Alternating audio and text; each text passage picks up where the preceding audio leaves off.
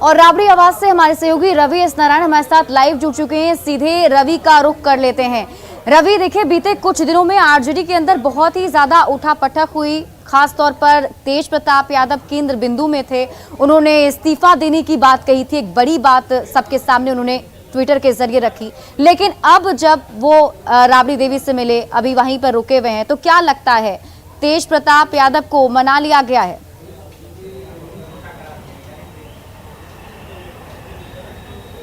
जी बिल्कुल, और निश्चित रूप से उन्हें मना लिया गया है और तमाम परिवार के लोगों की उनसे बातचीत हुई है। कहा जा रहा है कि जो पिता लालू प्रसाद यादव हैं, उन्होंने खुद बात की है तेज प्रताप यादव से, और यही कारण रहा है कि उन्होंने इन तमाम राजनीतिक जो सरगर्मियां रही हैं पिछले दिनों, इस्तीफा देने की बात करके, नाराजगी जताने की बात करके, बावजूद उसके कल अपने सारे सामानों के साथ जो है वो 10 सर्कुलर रोड जो है राबड़ी आवास, यहाँ पे वो पहुँचे हैं।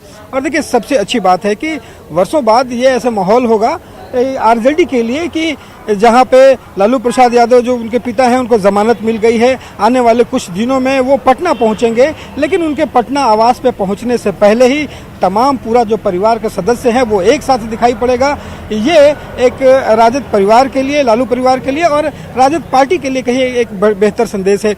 अभी सबसे अच्छी बात जो देखी जा रही है कि सुबह सुबह तेज प्रताप यादव जो हैं अपनी माँ राबड़ी देवी के साथ उन्होंने नाश्ता किया है। तो एक कह सकते हैं कि बहुत समय के बाद एक माहौल ऐसा बना है इस परिवार में कि तेज प्रताप अपनी माँ के साथ रह रहे हैं, साथ में नाश्ता कर रहे हैं। और ये एक ढंग से कहे कि जिस ढंग से विपक्ष जो है लगातार उसे मौके मिलता रहा है सवाल खड़ा करने का, उन सवालों पर भी ये एक ढंग से विराम लगाने का काम करेगा। जी बिल्कुल रवि, ये भी बताया जा रहा है, जैसा कि उन्होंने पहले भी अपने नरमी के संकेत दिए थे। उन्होंने बताया कि अब वो जनशक्ति यात्रा निकालेंगे, इसके अलावा जनता दरबार भी लगाएंगे।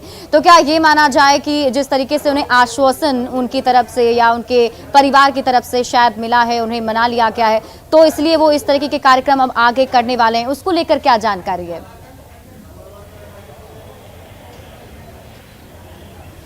देखिए तेज प्रताप जिस मिजाज के हैं, वो जब भी कोई ऐसी बात राजनीतिक रूप से होती है या व्यक्तिगत रूप से जो उन्हें आहत होता है, तो बड़े फैसले लेते हैं, वो सुनाते हैं। और इसी के तहत जब उन पर आरोप लगे कि जो कार्यकर्ता ने उन पर आरोप लगाया कि उनके साथ बंद कमरे में मारपीट हुई है, उन्होंने सीधा ये बात कही कि ये जो आरजेडी में कुछ लोग हैं उनके द्वारा ये करवाया गया है और उनकी शह पर ये बातें कही जा रही है। इसी बात से नाराज होकर उन्होंने इस्तीफा तक की बात कही, यहाँ तक कि जनशक्ति यात्रा निकालने की बात कही और जनता दरबार लगाने की भी बात कही है। हालांकि अभी तक उन्होंने ये स्पष्ट नहीं किया है कि वो जनता दरबार लगाएंगे या नहीं लगाएंगे या जनशक्ति जो यात्रा है वो निकालेंगे।